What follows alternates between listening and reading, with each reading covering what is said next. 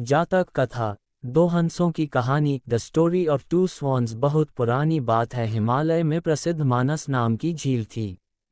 वहां पर कई पशु पक्षियों के साथ ही हंसों का एक झुंड भी रहता था। उनमें से दो हंस बहुत आकर्षक थे और दोनों ही देखने में एक जैसे थे, लेकिन उनमें से एक राजा था और दूसरा सेनापति। राजा का नाम था धृतराष्ट्र और सेनापति का नाम सुमुखा था। झील का नज़ारा बादलों के बीच में स्वर्ग जैसा प्रतीत होता था। उन समय झील और उसमें रहने वाले हंसों की प्रसिद्धि वहां आने जाने वाले पर्यटकों के साथ देश विदेश में फैल गई थी। वहां का गुणगान कई कवियों ने अपनी कविताओं में किया, जिससे प्रभावित होकर वाराणसी के राजा को वह नज़ारा देखने की इच्छा हुई। राजा ने अपने राज्य में बिल्कुल वैसी ही झील का निर्माण करवाया और वहां पर कई प्रकार के सुंदर और आकर्षक फूलों के पौधों के साथ ही स्वादिष्ट फलों के पेड़ लगवाए।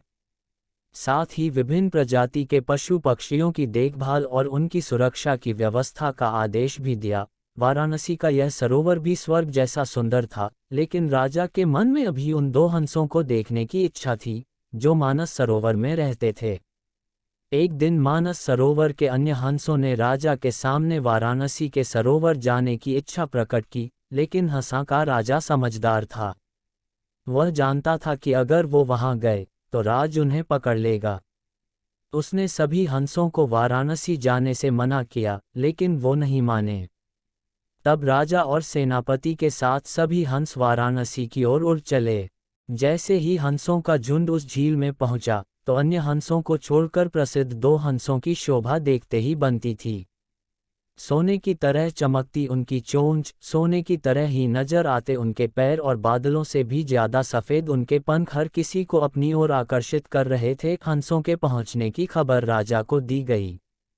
उसने हंसों को पकड़ने की युक्ति सोची और एक रात जब सब सो गए, तो उन हंसों को पकड़ने के लिए जाल बिछाया गया। अगले दिन जब हंसों का राजा जागा और भ्रमण पर निकला, तो वह जाल में फंस गया।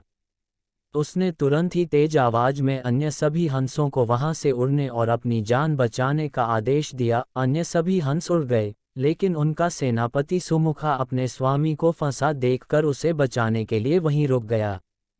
इस बीच हंस को पकड़ने के लिए सैनिक वहां आ गया। उसने देखा कि हंसों का राजा जाल में फंसा हुआ है और दूसरा राजा को बचाने के लिए वहां खड़ा हुआ है।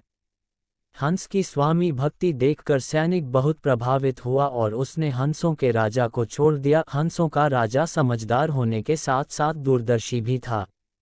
उसने सोचा कि अगर राजा को पता चलेगा कि सैनिक ने उसे छोड़ दिया है, तो राजा इसे जरूर प्राणदंड देगा।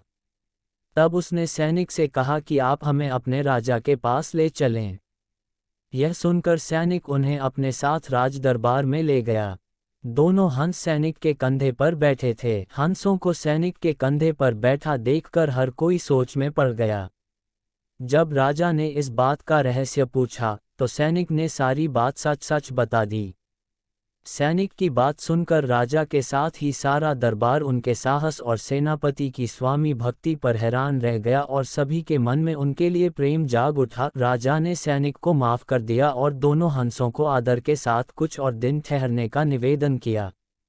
हंस ने राजा का निवेदन स्वीकार किया और कुछ दिन वहां रुककर वापस मानस झील चले गए। ऐसे ही मजेदार कहानी सुनने के लिए हमारे चैनल को सब्सक्राइब करें।